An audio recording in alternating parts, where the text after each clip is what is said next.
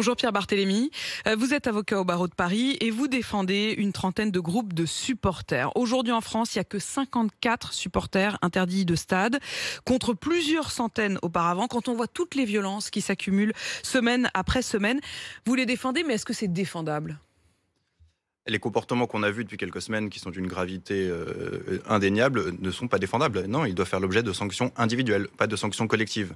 Et le nombre de personnes interdites de stade va mécaniquement remonter. On sort de 18 mois de huis clos et de Covid, donc il n'y a pas eu de nouvelles interdictions de stade émises pendant cette période-là, et celles qui étaient en cours sont arrivées à échéance. Donc c'est juste un effet mécanique, c'est pas un effet laxiste ou autre. Mais est-ce que ça ne doit pas être plus systématique ? On a quand même l'impression là qu'à chaque fois, on est pris de court. Il y a plusieurs sujets. D'abord, on a perdu aussi beaucoup de compétences et d'audits pendant ces 18 mois de huis clos. Il y a eu un renouvellement des personnes en charge de la sécurité. Il y a aussi les supporters qui ont perdu l'habitude d'organiser ces déplacements. Il y a beaucoup de facteurs qui font qu'on a perdu de l'expérience et de la compétence et on a besoin un peu de la retrouver.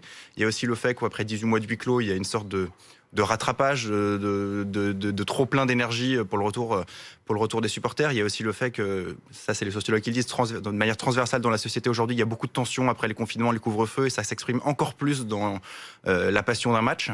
Mais oui, il faut mieux sanctionner. Il ne faut pas davantage sanctionner, il faut mieux sanctionner. C'est-à-dire qu'il faut arrêter les sanctions collectives qui écartent 30 000 personnes pour le comportement de 30, et après on met tout ça sous le tapis et on oublie, on ne va pas chercher individuellement les fauteurs de troubles. Il faut se contenter de sanctionner ceux qui sont responsables des incidents. Mais est-ce que ce n'est pas en sanctionnant les clubs que finalement les supporters finissent par se calmer ?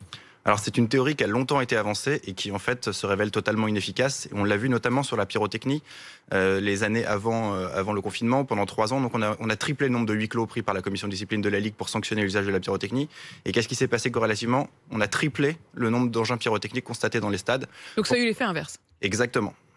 Exactement. Pourquoi ? Parce que d'une part c'est illégitime et d'autre part, à partir du moment où il y a automatiquement une sanction collective, quel que soit l'incident, au lieu de craquer 10 fumigènes ou 20 fumigènes, vous en craquez 300. Pourquoi ? Parce que quand il y a une amende, quand il y a des sanctions individuelles, chacun mesure à peu près l'étendue de son comportement. Lorsque c'est une sanction collective automatique et totale, il n'y a plus de limite dans les comportements. Maître